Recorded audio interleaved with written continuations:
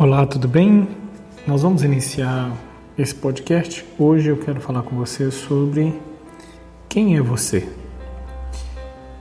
e o que Deus diz a seu respeito, o que Jesus diz a seu respeito.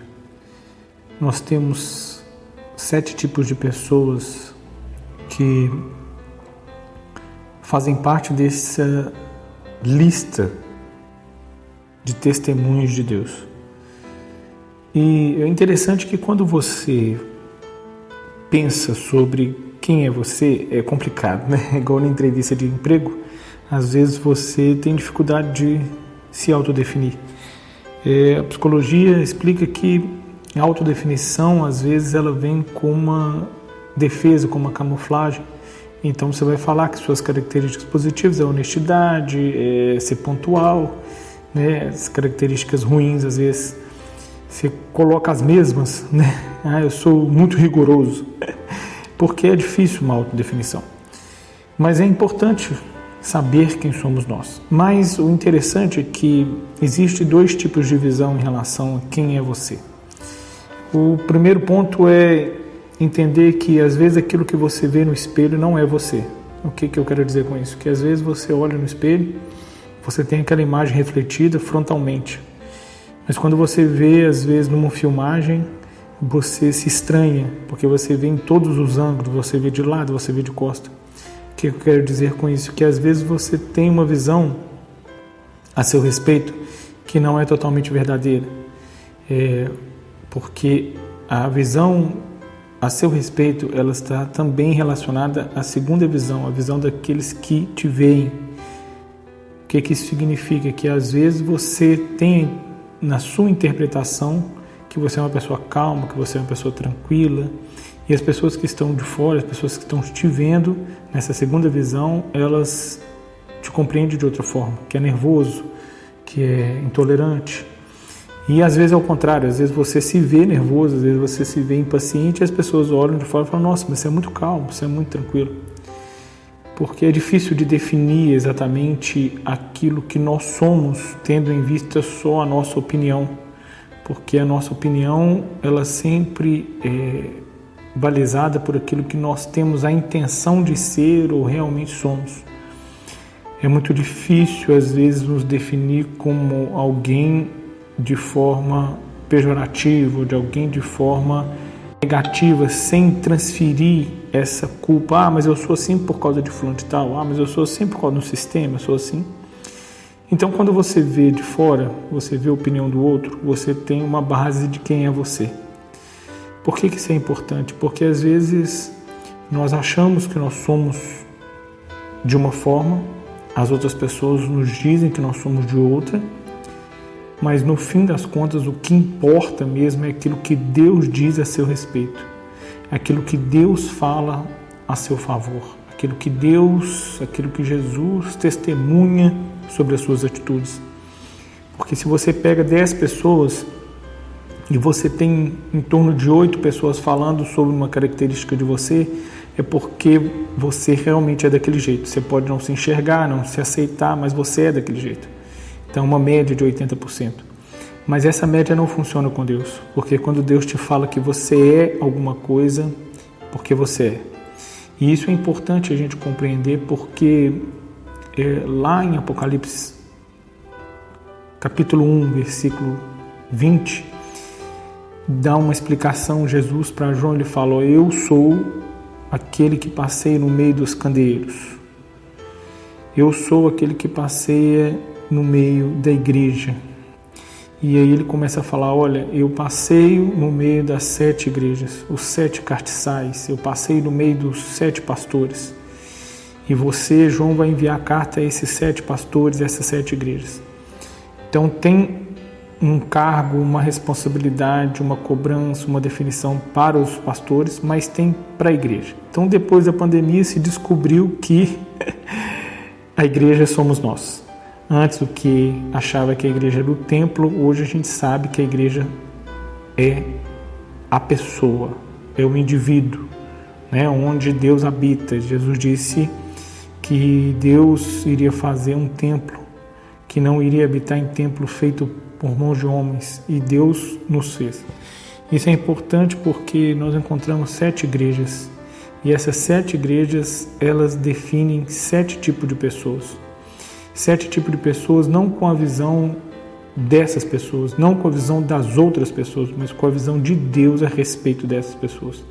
É muito comum nesse texto bíblico as pessoas desassociarem aquilo que é Deus, aquilo que é pessoa, aquilo que é igreja, e vai colocando tudo no mesmo pacote, ou vai afastando, colocando no coletivo, jogando a responsabilidade dos pastores para a igreja, coloca como se fosse uma culpa da igreja do modo geral, mas a igreja, sendo eu e você, a culpa é minha, a responsabilidade é minha, os deveres são nossos, e a glória também é individual. Então, falando dessas 7 igrejas, ele começa a falar, Apocalipse 2, que essa pessoa ela tem muita obra na igreja, ela tem muita obra, às vezes é um cantor, às vezes é um pregador, às vezes é um vigia da igreja, um zelador, um porteiro, um diácono, um zelador, uma faxineira. Ela faz obra, ela tem obra. Às vezes ela tem 20 anos, 30 anos de evangelho, mas falta amor. O que é isso? Que essa pessoa, Deus está definindo ela. Olha, você está fazendo as coisas para os homens. Você está cumprindo uma religião, um protocolo para os homens. Você cuida, você faz, você zela, você isso e aquilo outro, mas falta o amor. Volta ao primeiro amor. O que ele está falando? Começa a fazer as coisas por mim. Começa a fazer as coisas com prazer. Começa a fazer as coisas não por obrigação. Não vai na igreja para dar dízimo por obrigação. Não vai na igreja para cumprir um protocolo. Não faz as coisas por obrigação. Faz por amor. Faz por gratidão, faz por querer estar diante de mim. A segunda pessoa, o segundo crente é de Pérgamo, continua no próprio Apocalipse 2, a partir do 8, e é o crente mercenário. O primeiro faz as coisas por fazer, sem amor. O segundo não, o segundo ele é interesseiro. O segundo ele fala, Apocalipse, eu falei 8, não, mas a partir do 12, ele, igreja de Pérgamo, ele começa a fazer as coisas na doutrina de Balaão, na doutrina daquele que faz as coisas por interesse. E nesse meio aí nós vamos ter muitas pessoas que Deus está definindo. E às vezes pode ser eu, pode ser você, que é aquele que faz as coisas interessado em receber de Deus algo financeiro. Pastores que abrem a igreja para ganhar dinheiro, pregadores que cobram valores, passagens, que cobram as coisas para poder pregar, cantores que cobram preços exorbitantes, pessoas mercenárias, elas vivem na doutrina de Balaão. Balaão não conseguiu amaldiçoar o povo, mas ele queria o dinheiro, então ele arrumou um jeito de colocar mulheres no meio do povo de Israel para que o povo de Israel, Deus se voltasse contra eles. Então são mercenários, são pessoas que vivem, mas o pregador, eu digo sim, mas a palavra diz é de graça receber, de graça dar. Você não pode colocar um preço naquilo que não é seu. Você não pode colocar uma condição, só vou só se pagar tanto. Só faço isso se pagar tanto. São os mercenários, igual Balaão. Terceiro tipo de pessoas é a igreja de Tiatira. Essa igreja está lá em Apocalipse 2, 18. É o crente da igreja que não tem nada a ver. Muitos ministérios são assim, muitas igrejas grandes são assim. É o crente do que nada é proibido. E o engraçado é que Deus elogia essa igreja. Deus fala que ela tem amor, que ela tem fé, que ela tem serviço, que ela tem perseverança. Mas ele faz uma referência a Jezabel, que introduziu no templo de Deus os postes ídolos, adoração a Baal. Então ela não proibiu de ser adorado a Deus, mas ela colocou a ecumenia, ela colocou a mistura, ela colocou aquilo que é profano onde é santo. Então é o famoso crente hoje, Deus só quer o coração. Como se o coração não fosse os desejos, como se o coração não fosse a alma. A psicologia explica que o coração é a alma, são suas vontades. Então Deus realmente ele quer só o coração, ele quer a sua alma, ele quer as suas vontades, ele quer o seu desejo, ele quer que você viva para ele. E nessa igreja desse crente não tem nada a ver, você pode fazer tudo, pode tatuar, piercing e pode ser trabalhar na prostituição mesmo assim ser crente, pode trabalhar na noite, pode fazer o que você quiser, porque o importante é realmente só você ter aceitado, levantado a sua mão. Então essa igreja, que é esse crente que a gente tem que trazer para o particular, para o pessoal, é esse terceiro tipo de pessoa que Deus vê. Ele tem amor, ele tem fé, essas igrejas fazem as coisas, crescem, são grandes, mas no fim das contas eles negam o santo, misturando-se com o profano. E Paulo deixa claro, não tem como ter comunhão entre luz e trevas, não andarão os dois juntos. Então muitas atitudes realmente não é para crente, não é para servo de Deus. Mas essa terceira pessoa, ela relativiza tudo. Não tem nada a ver, pode beber, pode fazer o que você quiser. Sua vida não precisa ser diferente. Você não tem que tomar a cruz e seguir Jesus. Nós temos também o quarto tipo de pessoa que Deus vê. Esse quarto é a igreja, que é a pessoa, né? Que está lá em Apocalipse 3, que é a igreja de Sardes. Esse é o desviado. Esse é aquele que conheceu a Cristo, aquele que presenciou o poder de Deus, aquele que esteve na presença de Deus e se desviou. Esse largou, abandonou, não quis mais. E o interessante é que a palavra fala, olha, ser vigilante consolida aquilo que está para morrer. Então essa pessoa espiritualmente ela morreu. Ela não quer saber mais de Deus, ela não quer conhecer mais a Deus, ela não quer viver o que a palavra de Deus diz, ela não quer nada, ela quer viver as vontades dela, realmente sem compromisso com Deus. E ele fala, olha, ser vigilante consolida porque morreu já espiritualmente. E agora só falta morrer fisicamente. Então esse aqui é o tipo de pessoa que no passado conheceu quem foi Deus, se desviou, perdeu a presença de Deus e aí agora só falta a morte. É isso que ele está falando. O quinto tipo de pessoa está lá em Apocalipse 3 também, a partir do 14, que é a igreja de Laodiceia, que é o pior tipo de pessoa para Deus. Esse aqui, ele não está falando só de uma igreja, de um sistema, né, como escatologicamente todo mundo pensa. Sim, também é certo, mas ele está falando de um tipo de pessoa. Antes o diabo tirava as pessoas dentro da igreja, hoje o diabo tem levado as pessoas para dentro da igreja. Levado e feito com que elas permaneçam da mesma forma com que elas estão. Não há mudança. Ele chega na igreja, passa 2, 3 anos na presença de Deus, não só na igreja, em qualquer lugar, mas ele continua sendo a mesma pessoa. A palavra de Deus fala com ele que ele não pode, mas ele não liga. Ou às vezes ele até muda, mas de repente ele volta atrás. Então aquela pessoa inconstante, aquela pessoa que nem tem coragem de assumir que realmente quer viver todo do mundo e nem tem coragem para fazer uma aliança com Deus e determinar que a partir daquele momento ele não larga mais da presença do Senhor. Então esse aqui é o pior tipo de pessoa que Deus vê. Então é aquilo o que Deus está falando. Muitas vezes você pode achar que você está no caminho certo, que você está fazendo tudo certo. As outras pessoas podem achar isso de você. Mas se você tem alguma dessas atitudes, pode ter certeza que Deus está achando isso de você, que Ele viu aqui agora. Isso que a Bíblia diz a essas 7 igrejas. Então, essas 5 primeiras, que são 5 tipos de pessoas, elas estão no meio evangélico, elas estão no meio cristão, são famosas, são às vezes ricas, são poderosas, não tem problema. Até porque a palavra de Deus diz que Deus ele dá tempo para que a pessoa se arrependa. No entanto, no final de todas essas, ele fala, olha, quem tem ouvidos ouça, que o Espírito diz à igreja. No começo ele fala que tem ouvidos ouça, aqui quem fala é Jesus. Então ele dá tempo. Muitas das vezes ele fala com essas pessoas, olha, eu vou te dar tempo para você melhorar, olha, eu vou te dar tempo para você mudar de vida, olha, eu vou te dar tempo para você repensar o seu modo de viver, vou te dar tempo para você reformular, vou te dar tempo para você voltar atrás. Então você que é ganancioso, que você quer dinheiro, você que não quer saber de amar as pessoas, só quer saber de fazer religiosamente, você que quer viver uma vida totalmente fria para com Deus, ou você que desviou, você que não quis mais saber da presença de Deus, ele está falando, eu vou te dar tempo para você mudar.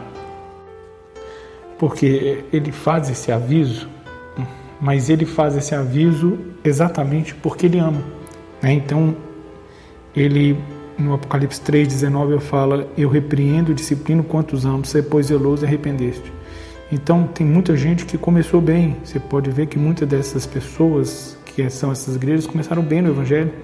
Às vezes começaram tranquilos no Evangelho, às vezes realmente foram muito usados no começo, mas viram o dinheiro vindo, a fama, a soberba. Então, hoje as pessoas, elas são julgadas pela quantidade de likes que ela tem, pela quantidade de seguidores que ela tem, pela repercussão que ela tem. Isso é tudo o olhar da pessoa e o olhar das pessoas que estão em volta. Mas o que Deus está falando de você? Quais são as suas intenções com o Evangelho? Quais são as suas intenções com as pessoas? Você tem procurado tirar lucro, tirar proveito? Você tem procurado tirar vantagem em cima da Igreja de Cristo?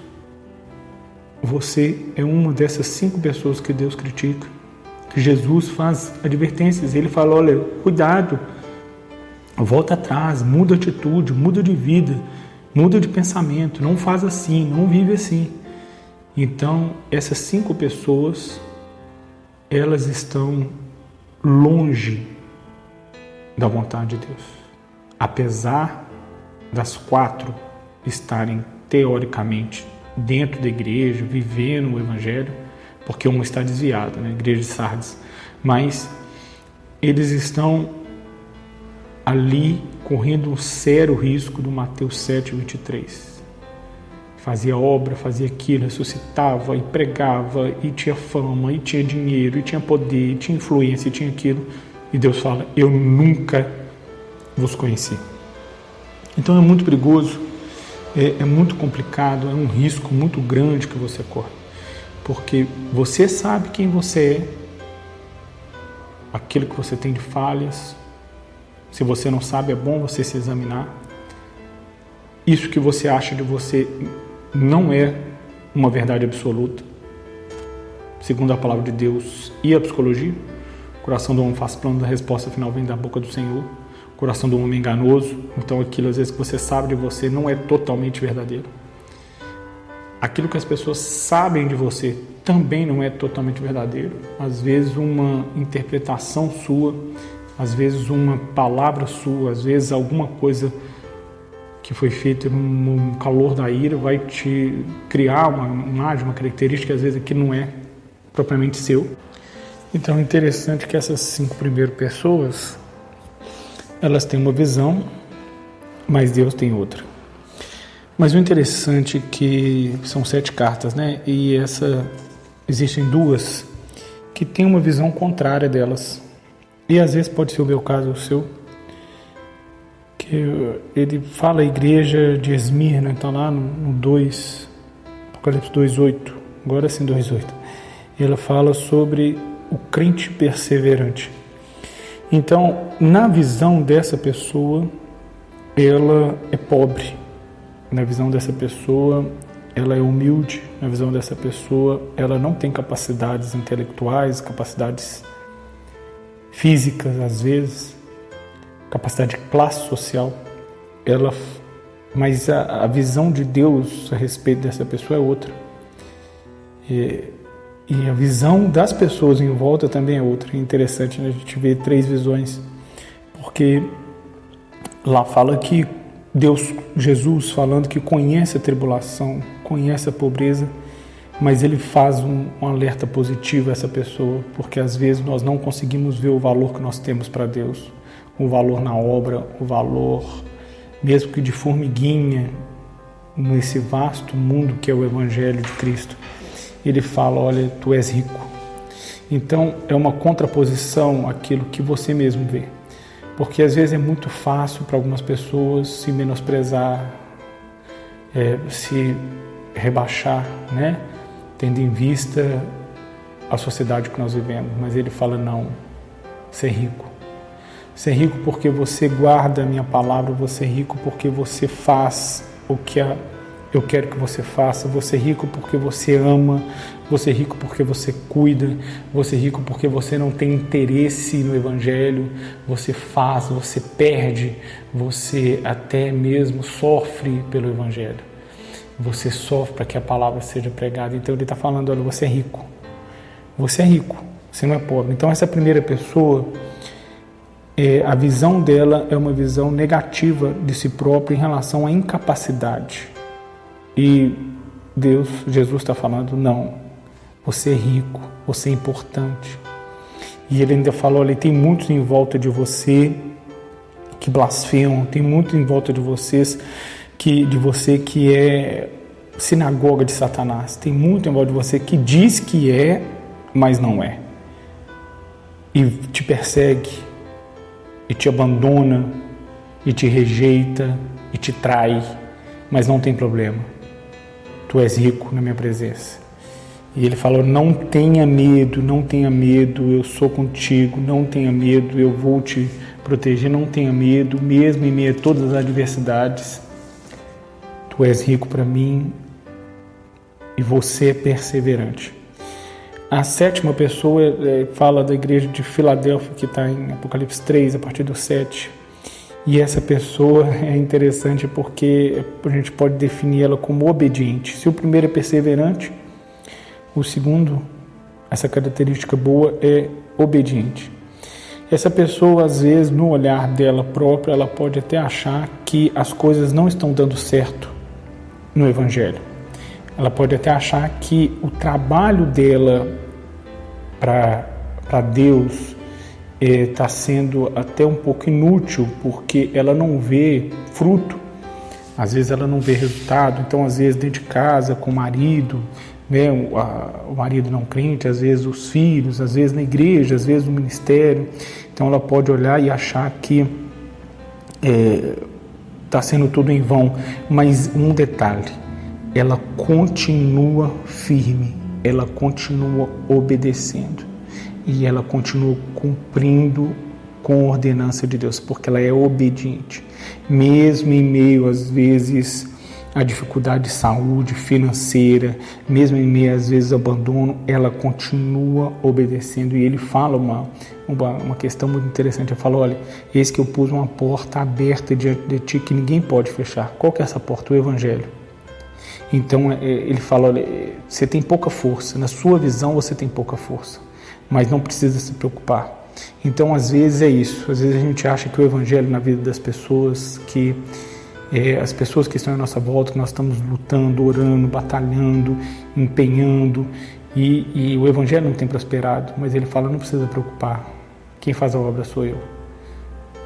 Continua firme, continua na obediência, continua guardando a minha palavra, a palavra de perseverança, a palavra de coragem, continua obedecendo, porque eu tenho o melhor para você. Então essas duas pessoas, Jesus não faz crítica, ele faz aviso de que vão ter tribulações, que vão ter dificuldades, que vão passar por momentos difíceis, mas ele fala, não precisa preocupar, eu sou contigo. Aconteça o que acontecer, você é perseverante, você é fiel, você não nega o meu não, você prega por amor, você vive por amor. Mesmo quando tem alguma coisa a ser consertada na sua vida, você vai e corrige, você luta contra aquilo. Então isso é muito importante. É muito importante saber quem nós somos para nós, quem nós somos para os outros. Mas é crucial saber quem nós somos para Deus.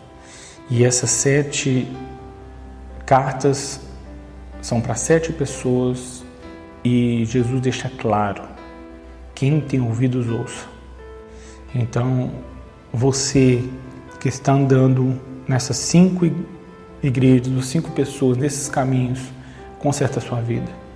Procura viver realmente o primeiro amor, procura viver realmente a fidelidade a Deus, não por dinheiro. Procura limpar a sua vida de tudo aquilo que é profano, tudo aquilo que desagrada a Deus, tudo aquilo que a palavra de Deus fala que não é para fazer. Se você está desviado, volta correndo. Onde você estiver, peça ao Senhor Jesus perdão, pede Ele para reescrever o seu nome no livro da vida. Se você é uma igreja, uma pessoa que está na igreja totalmente desconectada com a realidade. Ora faz as coisas do mundo, ora faz as coisas da igreja, você vive essa vida morna. Se acerte, porque a palavra de Deus diz que ele está prestes a vomitar. E isso não é no coletivo, traz para o pessoal. Às vezes você é famoso, às vezes você é soberbo, às vezes você até hoje acha que tem prestado um serviço para Deus, que Deus precisa de você, que você é muito importante no reino de Deus, que você faz um trabalho gigantesco. Tudo bem, é importante, mas cuidado porque Deus odeia os soberbos. Cuidado porque o mais importante para Deus não é aquilo que você tem, aquilo que você se tornou, mas aquilo que você é para Ele. Deus deu um lindo testemunho de duas pessoas. O primeiro testemunho foi de Noé, que em meio a todo um mundo corrupto, Deus achou nele integridade. O segundo é Jó.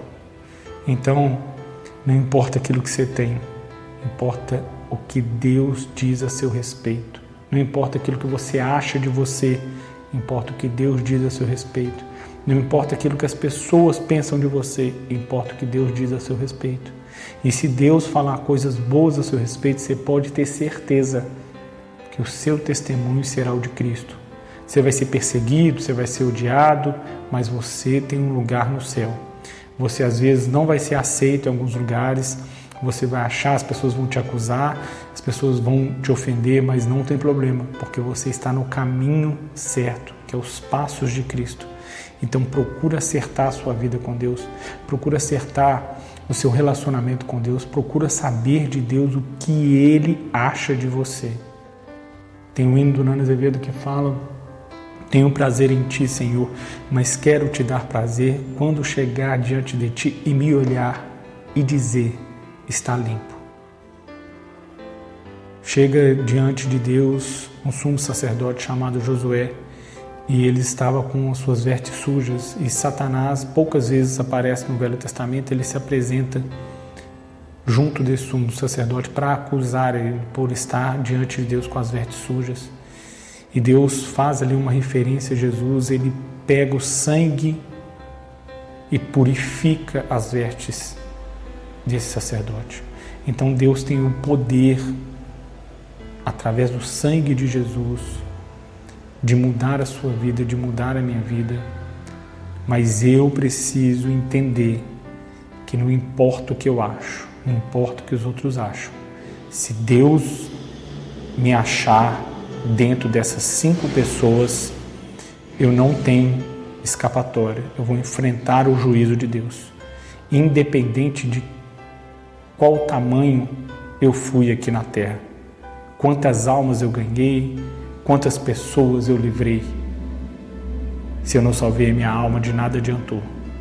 Então seja essas 2 pessoas, seja a igreja de Esmina, seja a igreja de Filadélfia, onde no olhar deles eles eram frágeis, eles eram incapazes, porque eles sabiam, como Paulo disse, que a força não vinha deles, que a força vinha de Deus.